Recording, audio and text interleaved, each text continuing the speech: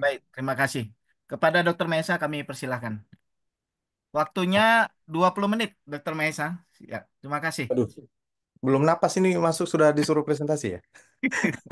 Silakan, silakan. Baik, baik. Baik, Terima kasih, Dokter ya, Fajri. ya, terima kasih. Assalamualaikum warahmatullahi wabarakatuh. Selamat malam. Salam Baik. sejahtera untuk kita semua yang saya hormati para senior, sejawat, kolega pada pertemuan malam hari ini. Terima kasih atas undangannya. Saya baru dihubungi oleh Kanda Persdani tadi pagi diminta untuk hadir. Eh, tapi disclaimer dulu ya, Dokter Fajri ya. Walaupun tadi disebutkan saya di DJSN, tapi malam hari ini bukan secara formal mewakili DJSN ya. Oh ya, Karena kalau mewakili DJSN saya harus lapor dulu ke oke. ketua DJSN. Baik, saya izin share ya. Saya nggak tahu nih apakah materi ini yang saya siapkan sudah sesuai keinginan dari para senior. Kita bisa berdiskusi ya malam hari ini. Saya izin mungkin saya tadi baru terinformasi judulnya harus tadi disampaikan oleh Dokter Fajri, tapi ini kan intinya tentang fraud ya, Dokter Fajri ya. Jadi yang saya sampaikan adalah terkait dengan apa kacamata fraud dalam program JKN, tentunya dalam kacamata kami yang dalam beberapa bulan ini melihat perkembangan yang ada ya. Mohon maaf sebelumnya mungkin karena saya tidak sempat menyimak paparan pemateri sebelum-sebelumnya, jadi mungkin ada yang overlapping atau yang sudah disampaikan oleh pemateri sebelumnya. Mohon maaf sebelumnya. Ini oke.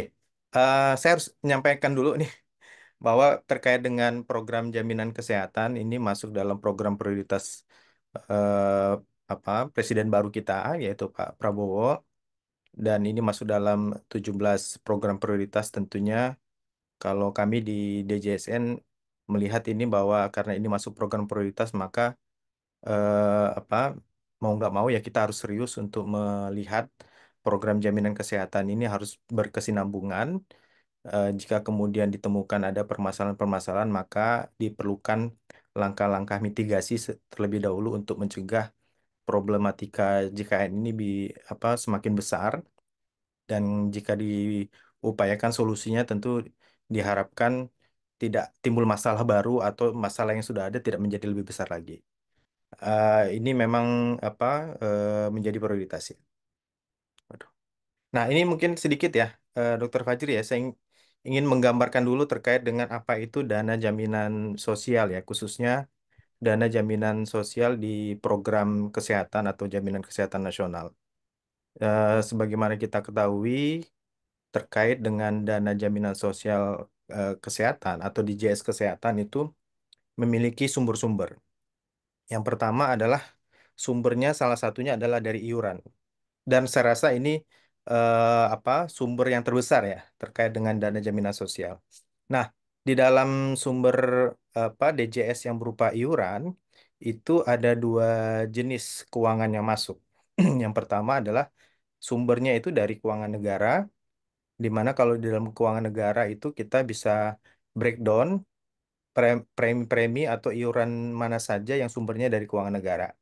Yang pertama yaitu dari peserta PBI atau penerima bantuan iuran JK, di mana ini sumbernya dari APBN. Kemudian ada juga peserta PBI daerah atau yang disebut dengan PBPU daerah ya, PBPU Pemda. Ini sorry, ada salah ketik sedikit. Pemda yang sumbernya itu dari APBD ya. Kemudian ada yang disebut dengan peserta PPU yang eh, apa dari beberapa golongan yang yaitu dari PNS, kemudian TNI Polri, ada juga pejabat negara, ada pekerja BUMN atau BUMD. Nah, kalau kita breakdown lagi terkait dengan pejabat negara ini banyak nih, Dokter Fajri ya. Mulai dari mulai dari pejabat di tingkat pusat, pejabat di daerah, anggota DPR RI, DPRD itu masuk dalam kategori pejabat semua tuh, yang dimana iuran iuran BPJS kesehatannya itu dibayarkan oleh negara. eh Termasuk saya nih, termasuk saya nih, Dokter Fajri, yang tadinya saya Sudah iuran saya pejabat itu sekarang dibayar ya. eh ya mau nggak mau kan apa karena tadinya iuran saya itu di dosen ya, sebagai dosen kita dipotongnya dari gaji dan di apa di DJSN juga kita ada apa honorarium sebagai anggota DJS juga kan ngomong beralih ya, sehingga itu pemotongan juga ya. Kemudian ada yang disebut dengan bukan pekerja. Bukan pekerja itu antara lain ada pensiunan PNS, kemudian ada pensiunan pejabat negara, yang dimana misalnya contoh apa anggota DPR kalau sudah nggak menjabat DPR dia tetap dapat pensiun tuh, ya kan? Makanya apa orang berlomba-lomba pengen jadi anggota DPR itu karena itu gitu ya. Meskipun dia jadi anggotanya PAW, misalnya PAW-nya cuma mungkin PAW-nya cuma 1 bulan dia udah dapat pensiun gitu ya. Kemudian pensiunan pejabat negara, sorry, kemudian veteran ya. Nah ini sumber-sumbernya itu dari keuangan negara. Kemudian ada juga yang sumbernya bukan dari keuangan negara, misalnya dari dari PPU swasta, pemberi kerja swasta, pekerja non formal, kemudian ada investor, warga negara asing yang sudah bekerja lebih dari 6 bulan di Indonesia. Kemudian juga ada juga bukan pekerja, ya, ada bukan pekerja yang juga membayar secara mandiri. Nah, ini yang dari iuran ya. Tentu ada sumber-sumber lain yang menjadi sumber dari dana jaminan sosial. Lalu kemudian dana jaminan sosial ini dimanfaatkan untuk apa saja gitu ya. Nah, dana jaminan sosial ini diperuntukkan untuk tiga tiga tiga output. Yang pertama yaitu yang pastinya untuk manfaat JKN. Manfaat JKN ini yang dibayarkan ke fasilitas pemberi pelayanan kesehatan baik itu di FKTP maupun di FKTRL. Terus juga ada manfaat yang dalam bentuk kompensasi ya. Kompensasi itu diberikan di daerah-daerah yang apa namanya tidak punya fasilitas yang standar. Nah, kemarin saya sempat bahas nih. Ternyata masih banyak tuh dokter Fajri di daerah-daerah yang apa yang fasilitas kesehatannya belum standar sehingga dia belum bisa dikontrak oleh BPJS, tetapi masyarakatnya kan berhak. Ada masyarakat yang sudah dibayarkan preminya di situ kan nggak bisa berobat karena vaskesnya belum kerjasama. Jadi harus dikasih kompensasi itu oleh BPJS. Jadi banyak tuh ada kemarin tercatat ada 50-an daerah yang apa fasilitasnya belum standar. Itu juga jadi pertanyaan juga ya, maksudnya apa namanya jika pemenuhan standarnya itu dari sisi SDM, maka seharusnya kita sudah bisa penuhin ya, karena kan kita produksi dokter setiap tahunnya kan 15.000 dokter ya. Saya kemarin dapat datanya kita masih ada sekitar 423 puskesmas di seluruh Indonesia nggak punya dokter. Harusnya ini sudah bisa terisi ya dengan penambahan dokter-dokter baru ya. Yang penting komitmen dari pemerintah daerah mau mengangkat dokter-dokter baru sebagai apa ASN tentunya kan. Kemudian ya harus dipertimbangkan kesejahteraan mereka ketika diangkat sebagai dokter-dokter di puskesmas. Sehingga saya berpikir kok masih ada ya puskesmas nggak ada dokter gitu ya. Padahal apa kita produksinya banyak gitu. Ya ini tinggal komitmen aja sebenarnya. Lalu kemudian yaitu manfaat ya, itu manfaat JKN. Kemudian ada dana operasional buat BPJS Kesehatan sendiri. Untuk tahun 2023 itu eh, berdasarkan penetapan Menteri Keuangan itu ditetapkan sebanyak 2,89% dari DJS ya. Jadi dari total total dana yang masuk ke dana jaminan sosial itu dialokasikan hanya 2,89% hanya untuk operasionalnya BPJS Kesehatan, termasuk gaji-gaji gaji direksi, gaji apa karyawan-karyawannya dan segala macam. Kemudian ada lagi yang diperuntukkan untuk investasi. Nah, kami sendiri melihat ini ada problem nih dari mulai apa dana yang masuk ke dana jaminan sampai dengan pengelolaan. Untuk dana yang masuk aja tercatat di Oktober 2024 dari 98% penduduk Indonesia yang sudah terdaftar sebagai peserta JKN itu masih ada 56 jutaan peserta tidak aktif. Tidak aktif itu artinya tidak bayar iuran ya. Itu angkanya kan cukup banyak tuh, 50 juta lebih apa penduduk Indonesia sorry peserta JKN nggak bayar iuran gitu loh. Jadi walaupun katanya kita sudah UHC 98% lebih dari 280 lebih penduduk Indonesia sudah terdaftar sebagai peserta JKN, ternyata masih ada 50 juta lebih yang belum yang tidak aktif. Ya, tidak aktif itu tidak bayar iuran. Nah, ini kan praktis dana yang masuk untuk dikelola sebagai dana jaminan kan apa eh, berkurang juga kan. Ditambah lagi ke depan kita masih dihadapkan adanya potensi-potensi PHK ya. Karena melihat situasi ekonomi ke depan, informasi yang kita dapat itu ada potensi PHK. Artinya kalau ada potensi PHK yang tadinya dia iurannya 4% eh, dibayari oleh pemberi kerja, 1% dipotong dari gaji mereka, akhirnya mereka harus kalau misalnya mau terus, dia harus bayar 5%. Ya kan? Atau dia bayar sorry, dia bayar berdasarkan iuran kelasnya kan. Ada kelas 3 kelas 2 kelas 1 gitu ya. Dan dia harus bayar kalau dia punya anak lebih dari 3 ya dia harus bayar ini kan. Dia harus bayar semua kan gitu kan.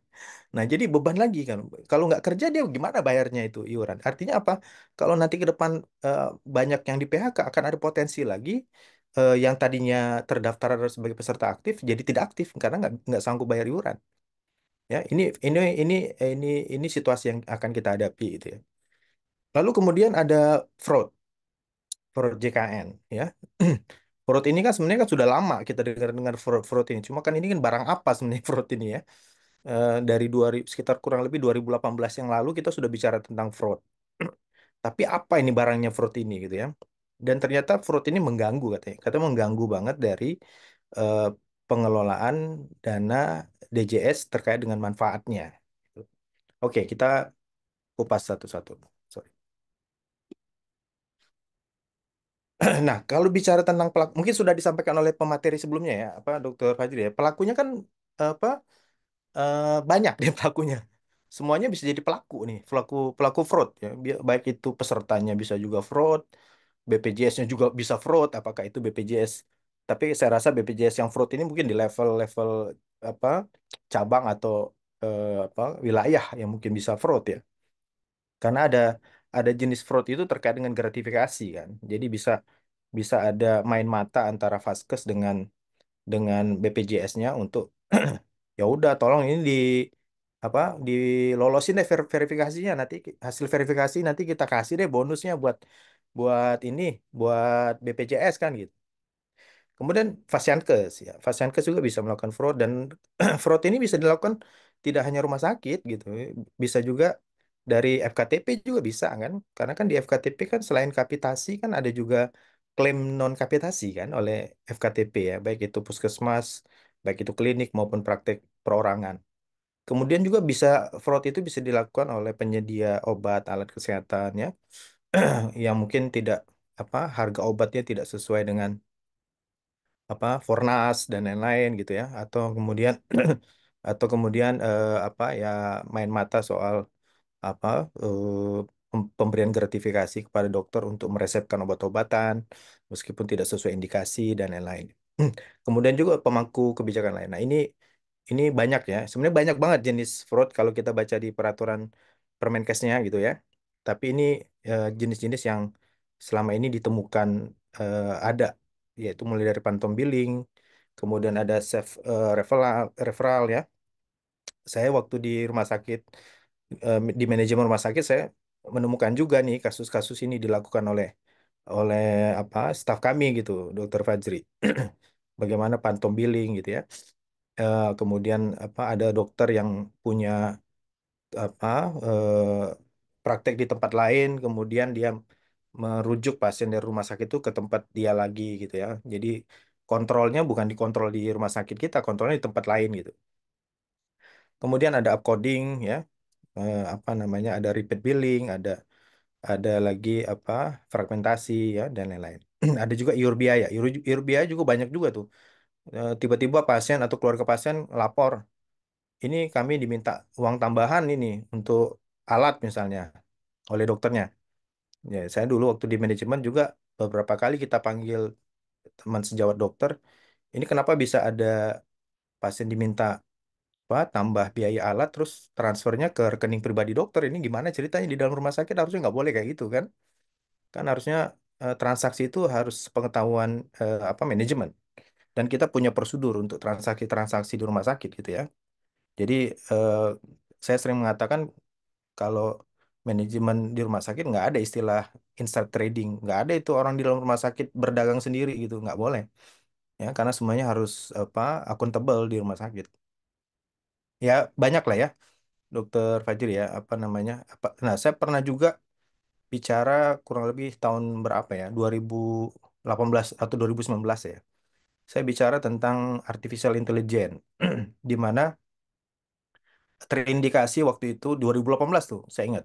Terindikasi bahwa sudah mulai ada perusahaan-perusahaan yang menawarkan aplikasi SIM-RS di rumah sakit, kemudian dia insert artificial intelligence di dalam aplikasi SIM-RS, ya. Nah, terindikasi bahwa artificial intelligence itu digunakan untuk melihat coding-coding tertentu yang rupiahnya lumayan besar. Nah, ini yang kemudian kami mengkhawatirkan, saya waktu itu menyampaikan, saya mengkhawatirkan nanti perilaku dokter bisa dipengaruhi nih, ya kan? Dokter yang harusnya ngikutin clinical pathway, ngikutin PPK, cuma karena pas dia ngikutin PPK kok rupiahnya kecil gitu kan? Terus disarankan rubah codingnya gitu, atau rubah diagnosisnya, atau ditambah diagnosis baru, berubah rupiahnya gitu loh. Nah, jadi kan perilaku dokter jadi berubah gitu ya. Perilaku teman sejawat jadi berubah gitu. Bahkan terbaru saya menemukan juga kan harusnya kan teman-teman sejawat itu fokus aja melayani pasien ya. Persoalan jasa medik itu kan urusannya dia dengan manajemen. Jadi ketika misalnya jasa medik berkurang, harusnya dia tanya manajemen, kenapa jasa medik saya berkurang? Padahal mungkin jumlah pasien saya sama dibandingkan bulan yang lalu. Atau misalnya kenapa bulan ini saya belum terima jasa medik? Kenapa tertunda 1 2 bulan misalnya ada apa nih? Ya kan harus dijelaskan. Karena kan klaim BPJS itu kan setiap bulan ada ya. Meskipun ada yang pending misalnya. Nah, itu juga harus terbuka juga kita. Mana yang pending. Terus kira-kira pending itu salahnya di mana gitu? Apakah salah dari kita, dari dokter yang menginput, yang menulis di rekam medik, atau ada kesalahan yang lain kan gitu kan? Harus terbuka ya.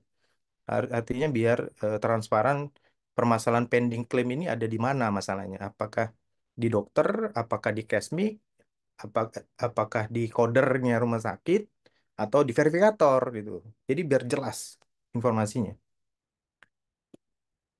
Nah ini temuan, kok ini ya?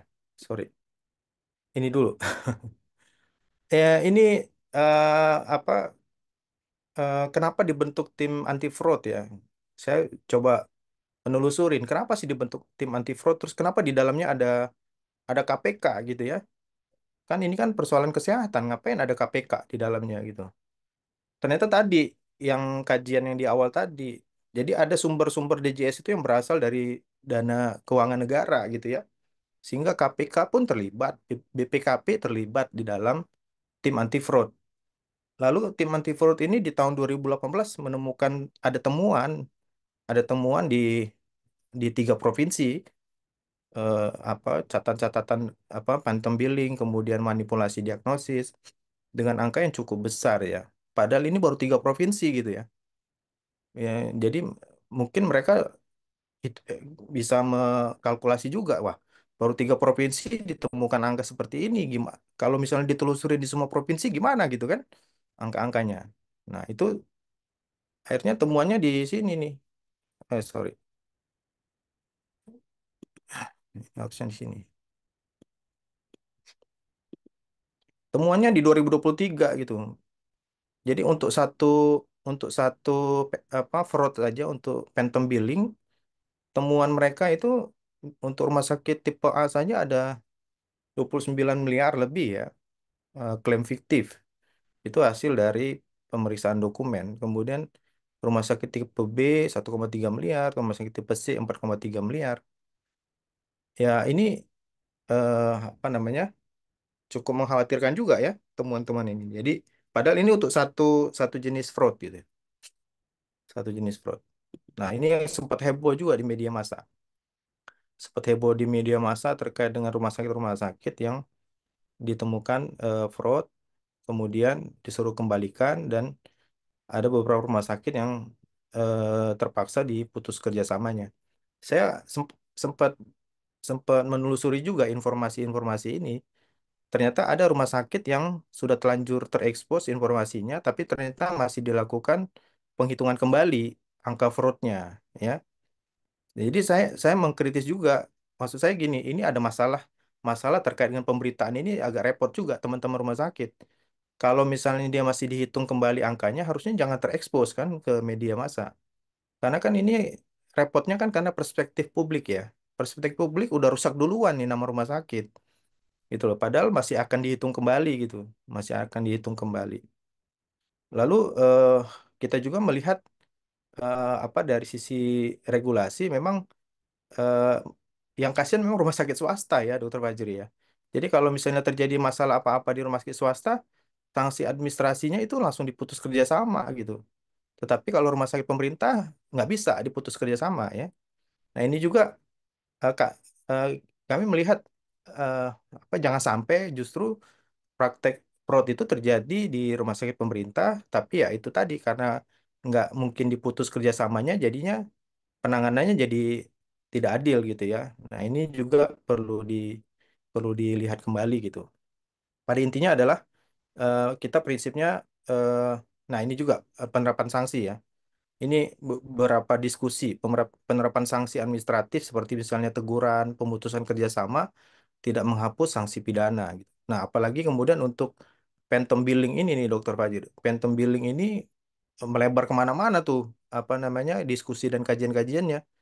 Jadi selain bisa dikenakan pidana pemalsuan dokumen ya karena dokumennya kan diada-adain padahal pasiennya nggak ada.